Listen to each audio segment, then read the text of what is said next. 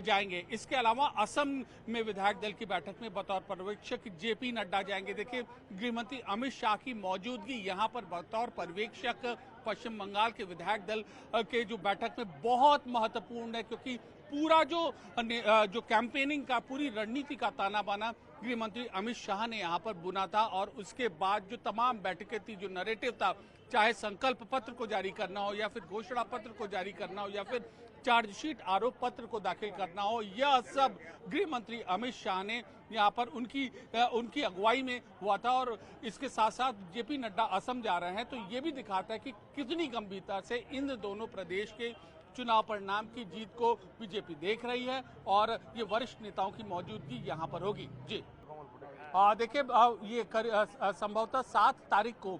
ये बैठक होगी। अभी तक के कार्यक्रम के मुताबिक, सूत्रों के मुताबिक, ये संभावित तारीख है, लेकिन गृहमंत्री अमित शाह उसी दिन आएंगे जिस दिन विधायक दल की बैठक होगी और 206 विधायक यहाँ पर मौजूद होंगे। तमाम जो प्रदेश के वरिष्ठ नेता मौजूद होंगे। देखिए, खुद गृहमंत्री अमित शाह पश्चिम बंगाल में उन्होंने काफी समय गुजारा है, चाहे 2021 का चुनाव हो, चाहे 2026 का चुनाव हो, चाहे 2024 का लोकसभा चुनाव हो, चाहे 2019 का लोकसभा चुनाव हो। और इन सबों में अगर हम बीजेपी का परफॉर्मेंस देखें, बीजेपी की जो सीटें हैं अपेक्षाकृत उसको पहले से ज्यादा सफलता मिली है। तो अब गृह मंत्री अमित शाह जब यहाँ पर आएंगे, बहुत ही सूक्ष्मता से, बहुत ही समय से ये बीजेपी के संगठन से पश्चिम बंगाल से जुड़े हुए थे। और सोनार बंगला की जो विरासत है, पश्चिम बंगाल की जो अलग अलग ज्वलंत मुद्दे हैं, ये उन्होंने बाकायदा कैंपेन करके, बाकायदा पार्टी के कार्यकर्ताओं को उन्होंने समझाया था और उसके आधार पे कैंपेन स्ट्रेटजी, पार्टी के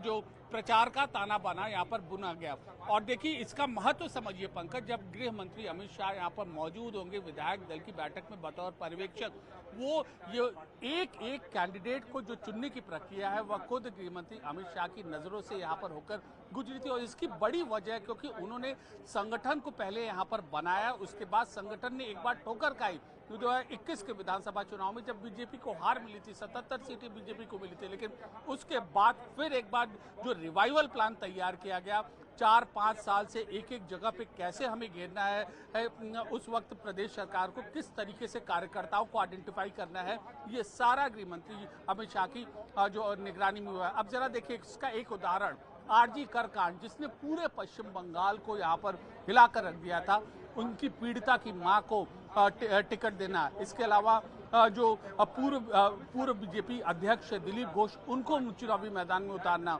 इसके अलावा स्वपन दास गुप्ता जो बीजेपी का एक विचारक चेहरा माने जाते हैं, उनको पिछला चुनाव हारने के बावजूद भी इस बार उतारना, पश्चिम बंगाल के जो कद्दावर मंत्री हैं, चाहे शिक्षा मंत्री नहीं हो या फिर अन्य मंत्री हो, वहां पर उतारना। और सबसे अहम चीज पंकज देखिए, मालदा, मुर्शिदाबाद, इन इलाकों में बीजेपी ने जो सफलता हासिल की है, यहाँ पर कैंडिडेट का चयन करना और कैसे संगठन ने अपने आप को एकजुट होकर चुनाव लड़ा, ये सारा गृह मंत्री की अगुवाई में हो रहा था।